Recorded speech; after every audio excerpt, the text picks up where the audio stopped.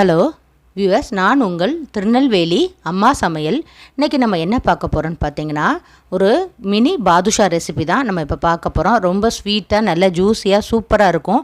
கொஞ்சமாக இதில் உங்களுக்கு நான் செஞ்சு காமிச்சிருக்கேன். ஏன்னு கேட்டிங்கன்னா, உங்களுக்கு ஃபஸ்ட் டைம் சரியாக வராட்டாலும் மறுமுறையும் செய்கிற மாதிரி உங்களுக்கு ஈஸியாக ஸ்டெப் பை ஸ்டெப்பாக ஈஸியாக சொல்லி கொடுத்துருக்கேன். அதுக்கு முன்னால் ஒன்று சொல்லிக்கிற விரும்புகிறேன். இனி வரும் அடுத்த தலைமுறையினருக்காவது கலப்படம் இல்லாத உணவுப் பொருட்கள் கிடைக்க வேண்டுமென நான் இறைவனை பிரார்த்திக்கிறேன். வாழ்க வளமுடன். வாங்க வீடியோக்குள்ளே போகலாம். இதுக்கு தேவையான பொருட்கள் பார்த்திங்கன்னா, இந்த 125 மில்லி கப்புக்கு 1 கப்பு கோபுரம் மாதிரி அளந்து எடுத்துக்கோங்க மைதா மாவு. இது 70 கிராம் இருக்கும். எடுத்த அதே கப்புக்கு 2 கப்பு சுகர் எடுத்துக்கோங்க. இது கிட்டத்தட்ட 200 கிராம் சுகரு. அந்த 125 மில்லி கப்பு உங்களுக்கு சரியாக இருக்கும் 2 கப்பு. இப்போ எடுத்த அந்த மைதா மாவை சலிச்சு எடுத்து வச்சுக்கோங்க. இதுக்கு தேவையான அளவு கொஞ்சமாக உப்பு, கொஞ்சமாக டேஸ்ட்டுக்கு மட்டும் சேர்த்துக்கோங்க.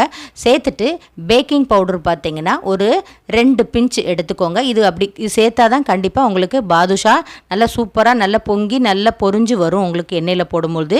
அப்புறம் பார்த்திங்கன்னா கொஞ்சமாக சோடா உப்பு, நம்ம ஆப்ப சோடா சொல்லுவோம்ல, 1 பிஞ்ச் ஆப்ப சோடா, இதெல்லாம் சேர்த்துட்டு நல்லா கலந்து கொடுத்துக்கோங்க. மாவை என்றைக்குமே நல்லா சலிச்சு எடுத்து வச்சுக்கோங்க. இதை நம்ம நல்லா கலந்து கொடுத்துட்டு, இப்போ முக்கியமானது பார்த்திங்கன்னா நெய் நம்ம ரூம் டெம்பரேச்சரில் தான் இருக்கணும். 1 டேபிள் ஸ்பூன் நெய் சேர்த்துக்கோங்க. சரியாக இருக்கும் உங்களுக்கு. நான் எல்லா அளவுகளுமே கரெக்டாக கொடுத்துருக்கேன், அதுபடியே செஞ்சு பாருங்கள். இப்போ 1 டேபிள் ஸ்பூன் நெய்யை சேர்த்துட்டு அந்த நெய் அந்த மாவில் நல்லா படும்படியாக நல்லா விரவி கொடுத்துக்கோங்க. ஒரு 2 நிமிஷம் நல்லா கையிட்டு அந்த மாவை நல்லா விரவி கொடுத்துருங்க. 2லேருந்து 3 நிமிஷம் விரவி கொடுத்தா தான், அதுக்கப்புறம் தான் நீங்கள் தண்ணி சேர்த்துட்டு இந்த மாவை நம்ம இப்போ விரவ போகிறோம்.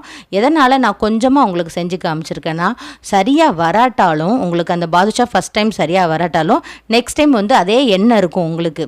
நீங்கள் அன்னைக்கே கூட நீங்கள் மறுபடியும் அதே மாவை கொஞ்சம் இதே போல் செஞ்சு நீங்கள் என்ன தப்பு பண்ணியிருக்கீங்களோ அதை கரெக்ட் பண்ணி திருப்பி சுடலாம் பாருங்கள்.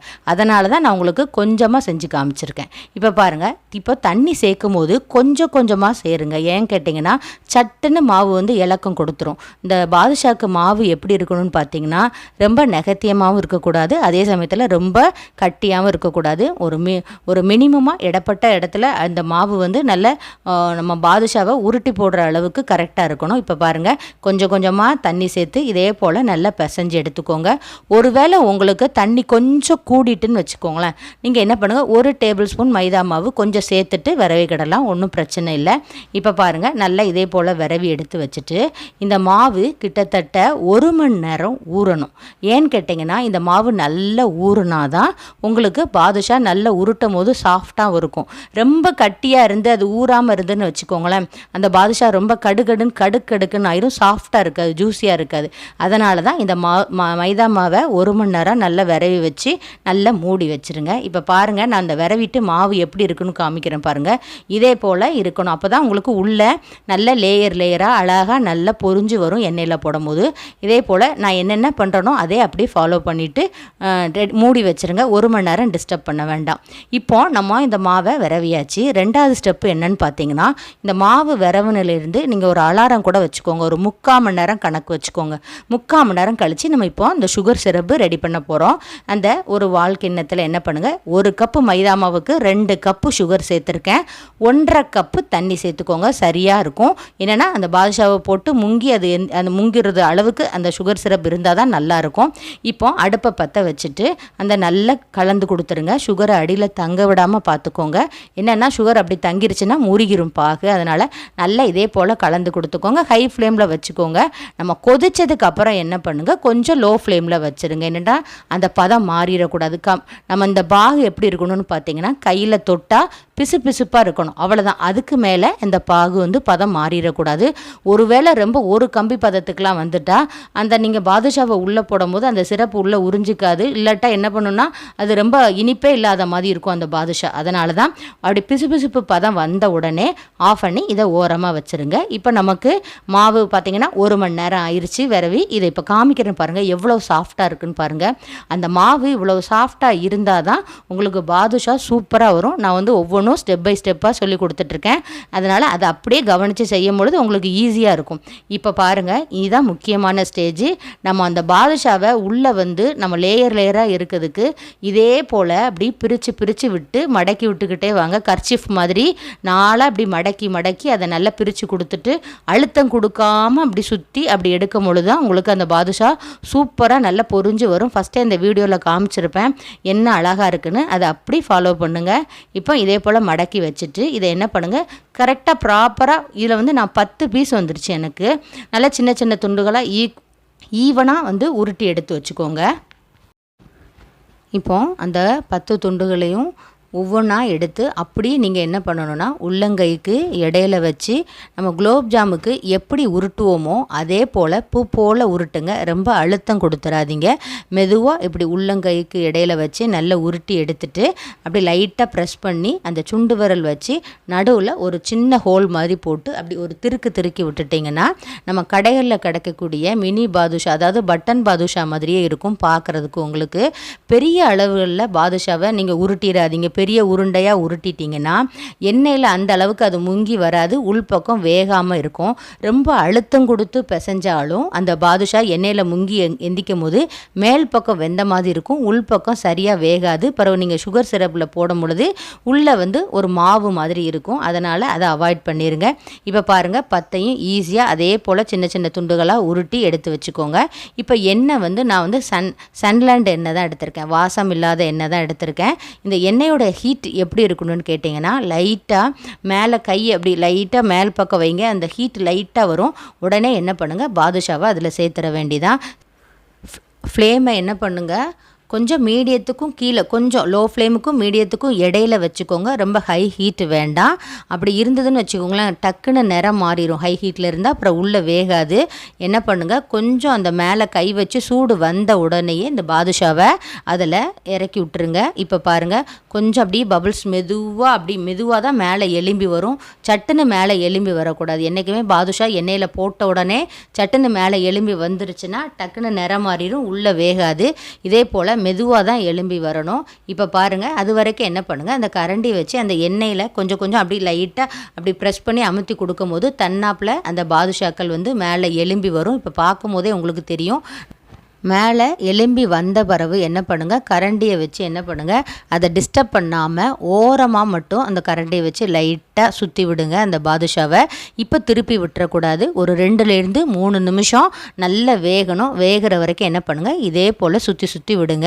அதுக்கப்புறம் என்ன பண்ணுங்கள், ஒரு 3 நிமிஷம் கழித்து திருப்பி விடுங்க. திருப்பி விட்டுட்டு அதே மாதிரி தான் ஒரு 3 நிமிஷம் கழித்து திருப்பி விடுங்க. இப்படி நம்ம மாற்றி அந்த நிறம் வர்ற வரைக்கும் இந்த பாதுஷாக்களை திருப்பி விட்டுக்கிட்டே இருங்க. அந்த ஹீட்டை பார்த்தீங்கன்னா மீடியமுக்கும் கீழே தான் இருக்கணும். லோவுக்கு கொஞ்சம் கூடுதலாக இருக்கணும், மீடியத்துக்கும் கொஞ்சம் கீழே இருக்கணும். கவனமாக அதில் இருந்துக்கோங்க. சட்டுன்னு நிறம் மாறிடக்கூடாது. உள்ளே நல்லா வெந்து வரணும். அப்போ தான் உங்களுக்கு பாதுஷா சூப்பராக இருக்கும்.